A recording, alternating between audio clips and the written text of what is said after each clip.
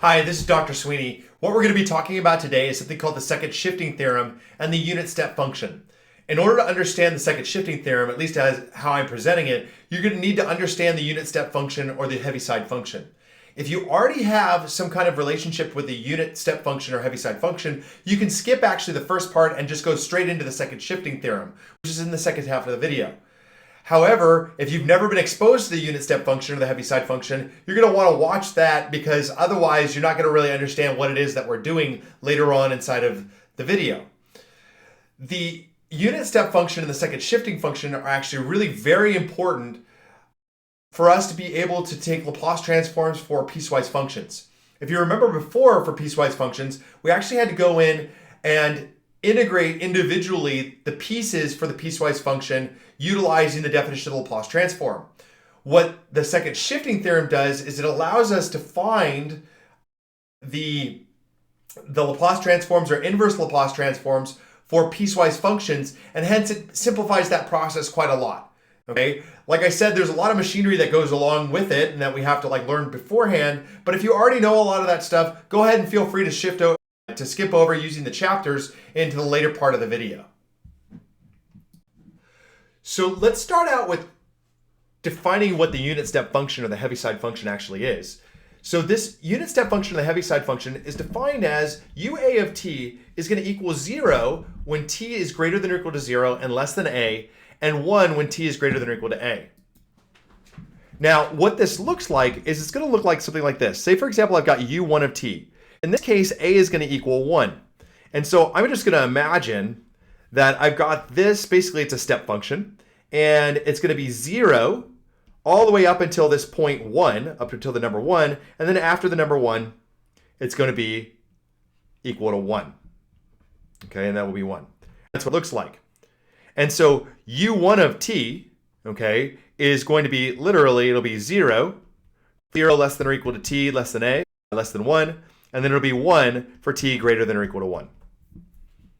That's it. That's 1 of t. Now u3 of t, say for example, is going to equal, it'll be 0 when t is greater than or equal to 0 and less than 3, and then 1 for t greater than or equal to 3. And so again, we can kind of imagine what our function is going to look like at the number 3. So 1, 2, and 3. At the number 3, what we're going to have is we're going to have our function equal to 1 after 3. But before then, it'll just be zeros. Okay? We're going to utilize these functions in order to then separate out our piecewise functions. Now, what if I have a piecewise continuous function that's defined on an interval, or that I have a part of a piecewise function that's defined on an interval, and it's not actually just for a number specifically greater than a? So let's say, for example, I want to construct a unit step function for the interval 1 to 3. Now, if I want to do that, what I'm going to do is I'm going to take u1 of t, and I'm going to subtract from it u3 of t. And so essentially what that's going to give me is, if you think about this, is it's going to give me that that f of t is going to be 0 when t is greater than or equal to 0 and less than 1. It'll give me 1 when t is greater than or equal to 1 and less than 3. And it'll give me back to 0 when t is greater than or equal to 3. And here's why. So what's going to happen is this. If you think about what u1 of t is, it's going to be 0 when t is greater than or equal to 0 and less than 1. But then it's going to be 1 when t is greater than or equal to 1. And so that's u1 of t. Now u3 of t is going to equal 0 for t greater than or equal to 0 and less than 3, and 1 when t is greater than or equal to 3. So if you think about it, what happens here is that if t is greater than or equal to 0 and less than 1, then what we get is we get u1 of t is 0, and u3 of t is also 0. We have 0 minus 0, and that's 0. If, on the other hand, t is greater than or equal to 1, then we know that u1 of t is going to equal 1. But since it's less than 3, since we're only defined inside of that interval, and we have that t is less than 3, u3 of t is going to give us 0, so it'll be 1 minus 0, and that equals 1. So that gives us our 1 for t greater than or equal to 1 and less than 3. Then u3 then we're going to go back to 0, because when t is greater than or equal to 3, we have u1 of t is going to be 1, because t is greater than or equal to 1. And we have u3 of t is going to be 1, since t is greater than or equal to 3. So 1 minus 1, it goes back to 0. So that's going to be our trick. That's what we're going to be doing if we want to actually find an interval, right, for a value bigger than 0, okay, where the interval starts greater than 0 and goes on to some, finite value. Now, what if, on the other hand, we wanted to define a function? We didn't want it to be 0 at 0. What would we do? Well, we have a trick for that. What we're going to do is we're going to take this and we're going to make it 1 minus u2 of t, for example. So we want to find for 0 to 2. And so 1 minus u2 of t is going to do the job for us, just like u1 of t minus u3 of t did for 1 to 3. And let's take a look at why. So u2 of t is going to equal now, it's going to be 0 when t is greater than or equal to 0 and less than 2. And it'll be 1 when t is greater than or equal to 2. So if we look at this, when we are in our interval 0 to 2, t is going to be greater than or equal to 0 and less than 2. So we get 1 minus 0, and that equals 1. On the other hand, when t is finally greater than 2, then what we get is we get 1 minus 1, and that gives me 0. So to get an interval between 0 and 2, you're going to use 1 minus u2 of t. All right, so any interval that's not beginning with 0 will use the unit step function for the beginning value minus the unit step function for the ending value. And then if we want to go from 0 to 2, it's 1 minus, or excuse me, 0 to a, it's going to be 1 minus ua of t. And that's basically what we're going to be doing with this unit step function. Now let's talk about how we use the unit step function to define piecewise functions. So let's say, for example, I have this piecewise function. I've got f of t is going to be 0 when t is less than 1. It'll be t minus 1 for t greater than or equal to 1 and less than 3. It'll be 6 when t is greater than or equal to 3 and less than 6. And it'll be e to the 2t when t is greater than or equal to 6. So what we're going to do is we're going to use a series of the unit step functions along with these particular functions. So for t less than 1, we have 0, so we don't actually really need to do anything with this. It's going to be 0 whenever t is less than 1. And so we're good there. Now, next, what we need to look at is we need t minus 1 when t is greater than or equal to 1 and less than 3. So we know it's going to be, we're going to set it up as it's going to be t minus 1, and then we're going to define that only when we have u1 of t minus u3 of t. So basically what happens is that when we're in this interval, that's what that unit step function says. When we're in that interval, we're going to have our function turned on to t minus 1. Then we're going to add to that, it's going to be 6, and it's going to be 6 when we're in u3 of t minus u6 of t. And then finally, we're going to have it be e to the 2t whenever we're greater than 6, and so that's u6 of t. That's when we're going to have this function, what we'll say is it's turned on after 6. So you can see there's the interval from 1 to 3, there's the interval from 3 to 6, and there's the interval after 6, and we're just going to define it as our functions at each one of those steps. Now what you're going to see most of the time is you're going to see it like this. We're going to have a t minus 1 times u1 of t minus t minus 1 times u3 of t plus 6 u3 of t minus 6 u6 of t plus e to the 2t u6 of t. And then what we'll do is we'll group it using the unit step functions. So we're going to get t minus 1 u1 of t minus, and then this will be t minus 1 plus 6, or excuse yeah, t minus 1 plus 6, so it's going to end up being t plus 5, u3 of t, and then we'll have plus, and this will be e to the 2t minus 6, u6 of t. And we're going to group it together with all of the different unit step functions. Look at another example. What we're going to do now is we're going to see, okay, I've got it from 0 to 1. So remember, 0 to 1 is going to be 1 minus u1 of t. And we're going to multiply that by t. And then we'll add to that, we're going to need from 1 to 3, so it's going to be t squared. and it'll be u1 of t minus u3 of t. And then we'll add to that sine 2 of t, because that's going to be defined for t greater than or equal to 6, and then it'll be u6 of t. Excuse me, not u6 of t, but u3. We're going to go greater than 3, so it'll be u3 of t.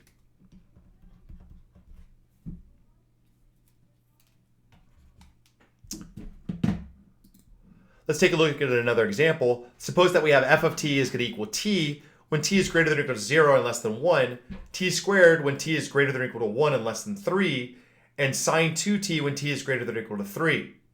So what we'll do is we're going to use that 1 minus u1 of t to give us the interval from 0 to 1, and then that'll be multiplied by t. We're going to add to that t squared multiplied by u1 of t minus u3 of t. And then we'll add to that sine 2t times u3 of t. Then we're just going to group. We'll end up with t minus t u1 of t plus t squared u1 of t minus t squared u3 of t plus sine 2t u3 of t. Grouping together, we get t minus, and let's have that be t minus t squared u1 of t minus, and then we'll have t squared minus sine 2t u3 of t. And that gives us our piecewise function defined utilizing the unit step function. So basically what we want to do here is we're going to take that piece of the piecewise continuous function, if it happens to be that way, and we're going to go in and we're going to define the interval using the unit step function and multiply by the function at that point. We'll do that for each one part of the function, adding them together. And then when we're done, we're going to go in and we're going to group it together based upon their individual unit step functions. And we're going to do that because the second shifting theorem requires that to happen. Now that we've talked about the heaviside function or the unit step function, we can talk about the second shifting theorem. And the second shifting theorem is this. Let's suppose that we have the Laplace transform of f of t equals big F of s. Then the Laplace transform of the unit step function times f of t minus a is going to equal e to the negative as times the Laplace transform of f of s, or big F of s. And conversely, we're going to have the inverse of e to the negative as f of s is going to equal ua of t f of t minus a, okay, which is standard. We've seen that before as we work with Laplace transforms. If we go through and prove this, it's going to actually come in from, we're going to get this as a result of our work with Laplace transforms and their definitions. So let's say, for example, we want to take the Laplace transform of ua of t f of t minus a. And that's going to end up equaling the integral, and that's going to be a to infinity, because remember, anything less than a, we're only going to go from, we're going to have it be 0. So we're going to start at a and then go up to infinity. That's the only time that the function is going to be defined. And that'll be then e to the negative st f of t minus a dt. What we're going to do now is we're actually going to use a change of variable. We're going to let x equal t minus a. So that means that dx is going to equal dt. We're going to get that x plus a equals t, and then that's actually going to allow us to have that when t equals a, x equals 0. So that's going to change our function. That's going to change our function to the integral from 0 to infinity of e to the negative s times x plus a, because we figured out that's what t equals. And then this will be f of x dx. And if you look at that, you're like, oh, okay, that looks an awful lot like the Laplace transform. Now we're going to have these two constants, e to the negative as, we're going to pull that out. So that's going to end up being e to the negative as times the integral from 0 to infinity of e to the negative sx f of x dx. And this, that's f of s. So that's going to be e to the negative as, big F of s. And that gives us what we want. The inverse is just a direct result of the fact that our Laplace transform gives us e to the negative s f of s, right? So we just invert it, we end up back at where we began. Now what we're going to have is we're going to have a corollary that's actually going to end up being very handy, and that is if we know that the Laplace transform of f of t is going to equal f of s, then the Laplace transform of u of a of t f of t is going to equal e to the negative as, the Laplace transform of f of t plus a. And so for our purposes, that's going to actually be a lot more handy than the actual second shifting theorem. Let's take a look at an example. Let's suppose that we have this function, f of t, it's going to equal t if t is greater than or equal to 0 and less than 1, t squared if t is greater than or equal to 1 and less than 3, and 9 if t is greater than or equal to 3. So what we're going to do first is we're actually going to rewrite this in terms of the unit step function. So our function f of t is going to equal t times 1 minus u1 of t plus t squared times u1 of t minus u3 of t plus 9 u3 of t. We're then going to reorganize it in terms of each part of our unit step function. So this is going to end up equaling t minus, or rather plus, t squared minus t u1 of t plus t squared, or excuse me, 9 minus t squared u3 of t. Now what I'm going to do is I'm going to take the Laplace transform. I've got the Laplace transform of t plus the Laplace transform of u1 of t, t squared minus t, plus the Laplace transform of u3 of t, 9 minus t squared.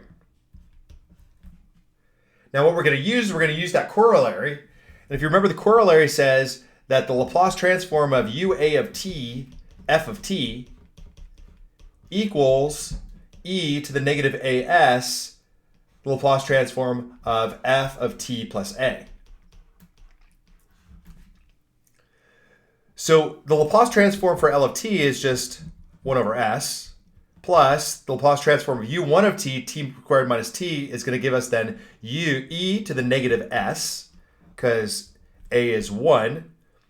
Laplace transform of t plus 1 squared minus t plus 1 plus e to the negative 3s, the Laplace transform of 9 minus t plus 3 squared. Again, because a now, in this case, is 3. Now, what I'll do is I'll go in and I'll simplify these terms. So I get 1 over s plus e to the negative s, the Laplace transform of t squared plus t, plus e to the negative 3s,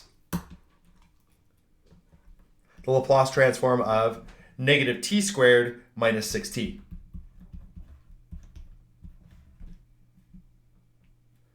This is going to give me 1 over s, e to the negative s. The Laplace transform for t squared is going to end up being 2 over s cubed, plus the Laplace transform for t is going to be 1 over s squared, plus e to the negative 3s, and then again, we're going to have negative 2 over s cubed minus 6 over s squared. And that, in fact, is the Laplace transform for that piecewise function. It goes a lot faster once you kind of get used to the idea of setting up the unit step function and then going through and doing some of this algebraic simplification. You can actually see in this case how much easier it is to utilize the Laplace transform, because it allows us to kind of manipulate things algebraically rather than going through and finding their integrals. Let's take a look at another example. Let's suppose that I have f of t equals 1 if t is greater than or equal to 0 and less than pi over 2, sine t if t is greater than or equal to pi over 2 and less than 3 pi over 2, or 0 if t is greater than or equal to 3 pi over 2. So we're going to rewrite this function utilizing the unit step function. So that'll be 1 times 1 minus u of pi over 2t plus sine t of u pi over 2t minus u 3 pi over 2t plus, and then this is plus 0 because we're just going to end. It'll be 0 for t greater than or equal to 3 pi over 2. So now I'll rewrite. That's going to give me 1 minus u pi over 2t plus sine t u pi over 2t minus sine t u 3 pi over 2t. Grouping together, I get 1 plus, and let's have it sine t minus 1 u pi over 2t plus, or rather minus, we'll just use minus in this case,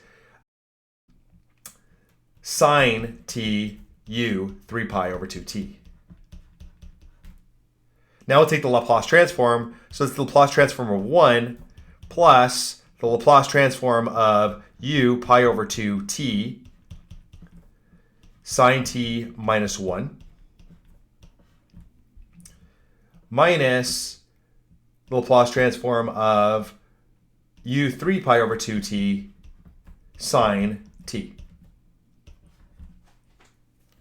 Now what I'll do is I'll utilize that corollary that we had here, okay? And so remember, we're going to get the Laplace transform of ua of t f of t equals Laplace transform e to the negative as times the Laplace transform of f of t plus a. So the L of 1, that's just going to simply be 1 over s plus, and the Laplace transform of u pi over 2t sine t minus 1, that's going to be e to the negative pi over 2s times the Laplace transform of sine of t plus pi over 2 minus 1 minus the e to the negative 3 pi over 2s Laplace transform of sine of t plus pi over 2 plus 3 pi over 2, because now a is 3 pi over 2. That's going to give me 1 over s plus, and what I'll do is I'm just going to use use a trig identity here. What we'll do is we'll take sine of t plus pi over 2, and using a trig substitution, we're going to get sine t cosine pi over 2 plus cosine t sine pi over 2, which is just cosine t. So this is going to be plus e to the negative pi over 2s cosine t, Laplace transform of cosine t, excuse me,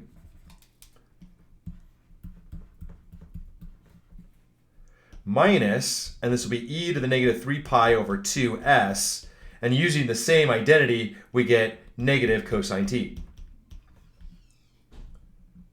We then go in, we're going to say, okay, well, this is going to equal 1 over s plus e to the negative pi over 2s times s over s squared plus 1, and then plus e to the negative 3 pi over 2s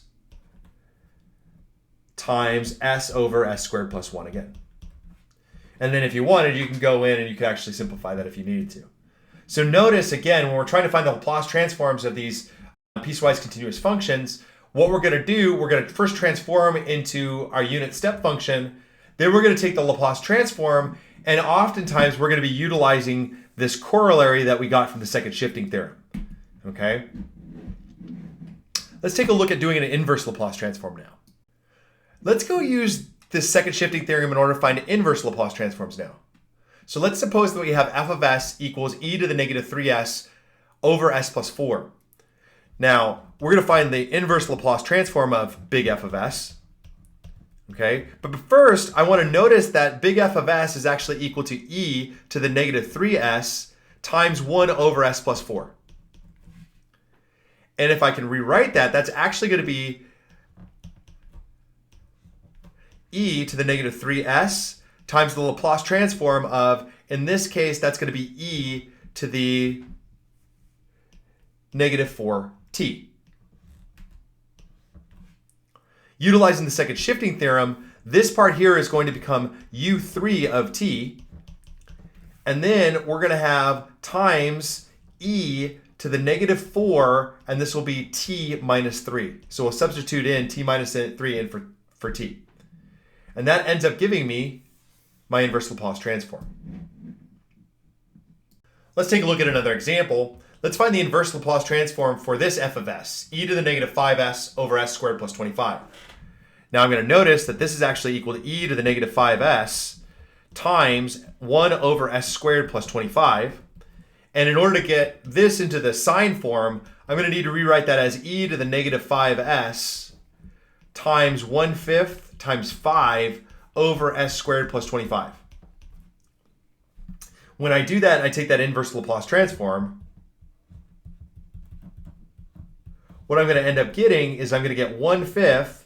This becomes my unit step function, u5 of t, times sine of 5, and then we substitute in t minus 5 in for t. And that ends up being my inverse Laplace transform for that function. Okay? Once again, I separate out the part that is my unit step function part. Okay? Then I just go in and I find the inverse Laplace transform for the other part. And at the end, I'm going to substitute in that shift. That's actually why it's called the shifting theorem, is because we're actually shifting our function to the right or to the left. So this finishes the video on the second shifting theorem and the unit step function. If you are looking for the Laplace transform for a piecewise continuous function, remember, transform it into that unit step function and then utilize that second shifting theorem in order to then find the Laplace transform. Okay? You can then utilize the inverse of that in order to go in and find functions that might have pieces or that might be piecewise inside of whatever function that you're looking for the inverse Laplace transform for. All right? I know it's a lot, but the fact of the matter is, if you kind of take it step by step, it is very systematic, and it will simplify finding Laplace transforms for piecewise functions quite considerably. This is Dr. George Sweeney, and I want to thank you for watching my video. If you found it helpful and you liked it, go ahead and click the thumbs up. If you want more of these videos and you want to get my updates, please click subscribe. If you have any questions or you just want to say how much you really enjoyed the video, go ahead and leave some comments. I do read and respond to the comments.